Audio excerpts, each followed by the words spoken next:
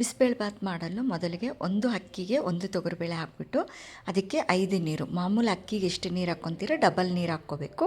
ಮತ್ತು ನಿಮಗೆ ವೆಜಿಟೇಬಲ್ ಏನು ಇಷ್ಟ ಆದರೆ ಅದು ಕ್ಯಾರೆಟು, ಬೀಟ್ರೂಟು, ಮುಲ್ಲಂಗಿ, ಬೀನ್ಸು, ಹಸೆ ಬಟಾಣಿ, ಗಡ್ಡೆಕೋಸು, ಆಲೂಗಡ್ಡೆ, ಸೀಮೆ ಬದನೆಕಾಯಿ ಯಾವುದಾದ್ರೂ ಹಾಕ್ಕೋಬೋದು.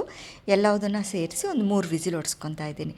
ಒಗ್ಗರಣೆಗೆ ಎಣ್ಣೆ, ಸಾಸಿವೆ, ಜೀರಿಗೆ, ಕರಿಬೇವು, ಕಡಲೆಬೇಳೆ ಇದೆಲ್ಲ ಚಟ್ ಅಂದ ನಂತರ ಉದ್ದುದ್ದವಾಗಿ ಕಟ್ ಮಾಡ್ಕೊಂಡಿರುವಂಥ ಆನಿಯನ್ ಹಾಕಿಬಿಟ್ಟು ಸ್ವಲ್ಪ ಅರಿಶಿನ, ಉಪ್ಪು ಹಾಕಿ ಸ್ವಲ್ಪ ಹಸೆ ಬಟಾಣಿ ಇದನ್ನೆಲ್ಲದನ್ನು ಮಿಕ್ಸ್ ಮಾಡಿ ಸಣ್ಣ ಉರಿಗೆ ಮುಚ್ಚಿಟ್ಬಿಟ್ಟು ಈ ಥರ ಚೆನ್ನಾಗಿ ಬೇಯಿಸ್ಕೊತೀನಿ. 2 ನಿಮಿಷಕ್ಕೂ ಈ ಥರ ಕಲಿಸ್ತಾ ಇತ್ತು ಅಂದರೆ ಬೇಗ ಚೆನ್ನಾಗಿ ಬೇಯುತ್ತೆ.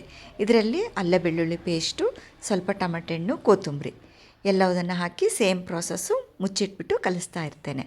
ಇವಾಗ ಚೆನ್ನಾಗಿ ಬೆಂದಿದೆ. ಇದಕ್ಕೆ ಉಪ್ಪು, ಖಾರ, ಸ್ವಲ್ಪ ಬಿಸಿಬೇಳೆಬಾತು ಪೌಡರು ಅದು ಯಾವುದಾದ್ರೂ ತೊಗೊಳ್ಳಿ, MTR, GRB. ನಾನು GRB ತೊಗೊಂಡಿದ್ದೀನಿ.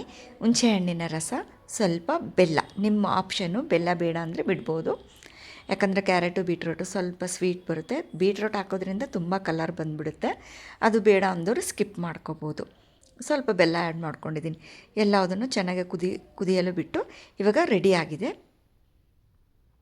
ತರಕಾರಿ, ಅನ್ನ, ಅಕ್ಕಿ, ಬೇಳೆ ಎಲ್ಲದು ಚೆನ್ನಾಗಿ ಬೆಂದಿದೆ.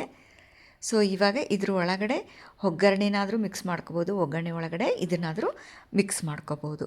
ಈ ಥರ ಚೆನ್ನಾಗಿ ಮಿಕ್ಸ್ ಮಾಡಿಕೊಂಡ್ರೆ ಕಲಸಿದ್ರೆ ಸ್ವಲ್ಪ ಉದುರು ಇದ್ರೂ ಚೆನ್ನಾಗಿ ಮೆತ್ತಗೆ ಹಾಕ್ಬಿಡುತ್ತೆ. ಇವಾಗ ಎಲ್ಲದನ್ನು ಸೇರಿಸಿ ಸ್ವಲ್ಪ ನೀರನ್ನು ಆ್ಯಡ್ ಮಾಡ್ಕೊತೀನಿ. ಇದು ನೋಡಲು ಸ್ಟಾರ್ಟಿಂಗ್ ಮಾತ್ರ ಸ್ವಲ್ಪ ನೀರು ಅನಿಸುತ್ತೆ, ಬರ್ತಾ ಬರ್ತಾ ಗಟ್ಟಿಯಾಗುತ್ತೆ. ಸೊ ಸ್ವಲ್ಪ ನೀರಿದ್ರೇ ಬೆಟರು. ಚೆನ್ನಾಗಿ ಕಲಸಿದ ನಂತರ ಒಂದು ಕುದಿ ಬರಲು ಬಿಡಬೇಕು. ಇವಾಗ ನೋಡಿ ಚೆನ್ನಾಗಿ ಬೀಟ್ರೂಟ್ ಹಾಕಿರೋದ್ರಿಂದ ಈ ಥರ ಕಲರ್ ಬಂದಿದೆ. Ready to eat bisibelebath.